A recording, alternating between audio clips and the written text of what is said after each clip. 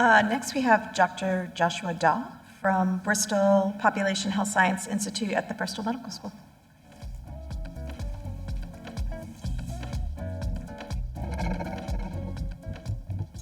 Great. Hello.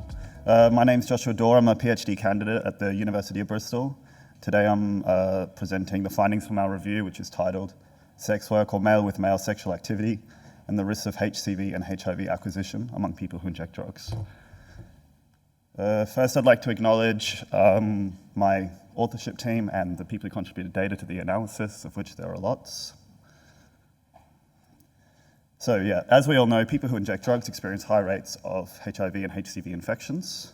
In addition, there are other populations who also experience high risks, such as men who have sex with men and and sex workers. But most research which monitors incidence in these populations treats them as distinct and non-overlapping groups, even though we know that there is considerable overlap. These overlapping identities may increase exposure to multiple compounding risk behaviours for HIV and hepatitis C, while also heightening vulnerability to social and structural barriers. So, the extent to which the risks of HIV and HCV acquisition may differ among people who inject drugs who engage in sex work or men who inject drugs who have sex with other men is not well understood. We therefore conducted a global systematic review and meta-analysis to quantify these differences. So yeah, we included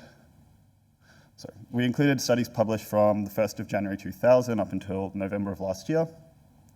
We created a database of studies that reported either HIV or hepatitis C incidence among people who inject drugs, and then we full-text screened these studies to find studies that reported an association between male with male sex or sex work and disease incidence.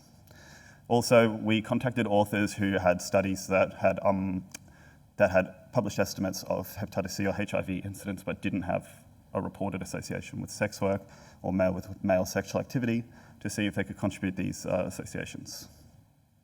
And yeah, the primary analyses used unadjusted estimates. So we included 60 studies, of which 25 were unpublished data and 35 used published data. 26 studies reported estimates of associations with hepatitis C incidence. 22 reported associations with HIV, and 12 reported both.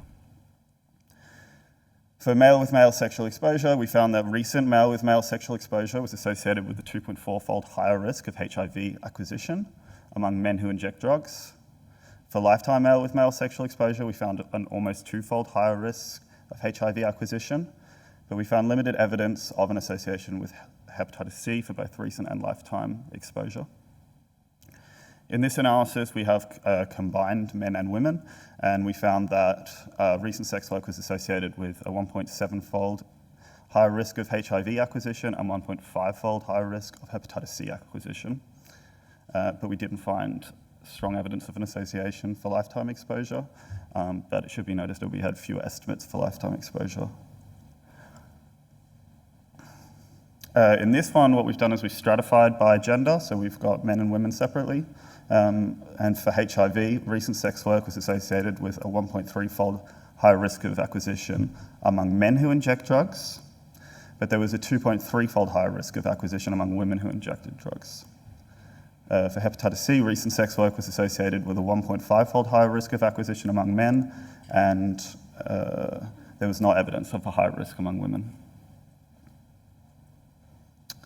So in conclusion, our review is novel because we focus on overlapping populations instead of treating them as distinct groups. We found the strongest associations with HIV acquisition among women who inject drugs and recently engaged in sex work, and among men who inject drugs who report male-to-male sex, male with male, I should say. Strong associations were observed between recent sex work and hepatitis C acquisition, with stronger effects among men compared with women. And our findings highlight the need for integrated harm reduction and sexual health services that meet the needs of people who inject drugs, who engage in sex work, or who are men who have sex with men. And that's it. Thank you.